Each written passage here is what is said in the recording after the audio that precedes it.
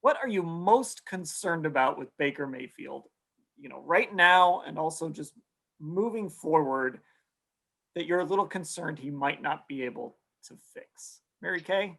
I'm going to say right now, seeing the field and just not throwing that pick, reading the defense and not throwing interceptions. He's falling back into the pattern of last year when he threw 21 interceptions, which was second most in the NFL behind Jameis Winston. And with a young quarterback, and I think you do have to worry about this, that, it starts to get inside of his head a little bit. The more you talk about him throwing interceptions, the more he worries about throwing interceptions. Baker's game was always built on moxie and confidence and flag planting and all of that. So you just can't have him playing scared. He just needs to just dig that foot in the ground and get that ball out and just sling it out there. I mean that's Baker. But now they're reading his eyes and he's making mistakes and he is throwing some bad interceptions. That's the thing that concerns me the most, is him maintaining his aggressiveness and the part that makes him so cool and such a playmaker, balancing that out against not making those mistakes. Yeah, I actually think those are almost two separate things. One is the throwing the picks, and the other is the reaction to throwing the picks. And to me, the reaction to throwing the picks is actually more the problem. If he came out and on his first pass threw it right in Minkah Fitzpatrick's hands and had a pick six, but then when he came back out on the next drives, he was throwing other balls down the middle of the field and hitting guys that were there. It feels like the effect of the mistakes, which is what you talked about, Mary Kay.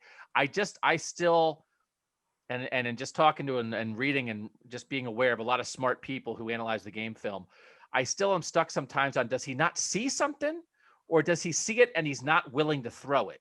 And I do think sometimes he maybe doesn't even see it, or that he's seeing ghosts, and that he thinks, okay, so I got picked because Fitzpatrick came down and helped out on that route. Now I'm worried that there's help that's not there. And the result is I don't throw to an open guy when there isn't a second defender, but he thinks there is. And so I'm on the wrong page with Kevin Stefanski on this. I could live with the interceptions personally if there's a payoff for it. All right, you got picked. Okay, come back out and throw a big touchdown pass. And there is very seldom that payout with Baker right now. And I think if you go back, when you go look at the all 22 from a game like Pittsburgh, I think you see there's guys running open sometimes, and he's just not throwing it. And I think the reason he's not throwing it is because of the pick. And that is more concerning to me than the pick itself. Mm-hmm. There's actually a great example of that really early in the game. You don't have to go very far. The second play of the game, the first pass play they called for him, he scrambled for 5 yards, but he was protected. Austin Hooper was running a little route, maybe 5 yards, turned around. Baker pump faked to him, but hesitated, didn't want to throw the ball because Devin Bush was kind of nearby, but that's a throw that Austin Hooper is going to catch. And instead, Baker scrambled. Then the next play threw the pick six. And what was funny is later in the game, Ben Roethlisberger, almost the exact same play, didn't hesitate, got the ball to Juju Smith-Schuster. It was a 4 or 5 yard gain. And those are the things that when I kind of went back and really looked at the Steelers game, it was, I'm still working my way through it a little, but there are throws there that he's just hesitating to make. And he's either not seeing them or he's just hesitant to throw them for some of the reasons you said. And, one of the concerns I have going forward is, our team's going to start taking this approach. And maybe they just haven't been good enough to pull it off. But our team's going to start taking this approach where they're going to hem him into the pocket, and they're going to make sure that he can't run these bootlegs and that he can't, get out of the pocket and throw on the run, and try and make him beat them from the pocket. And you certainly don't fear the play action as much if the run game isn't as strong. And when there's no Nick Chubb and no Wyatt Teller, that plays into it too. And it's like, well, right. Why? Of course. Why are you worried about the run? Play the play action. If they pop you on the run, you're not as scared of the run right now. Kareem Hunt's still good, but you're not as scared as when you have those two tailbacks working together. And when Baker's not playing off the run, then he becomes a different quarterback. And Dan, you're exactly right.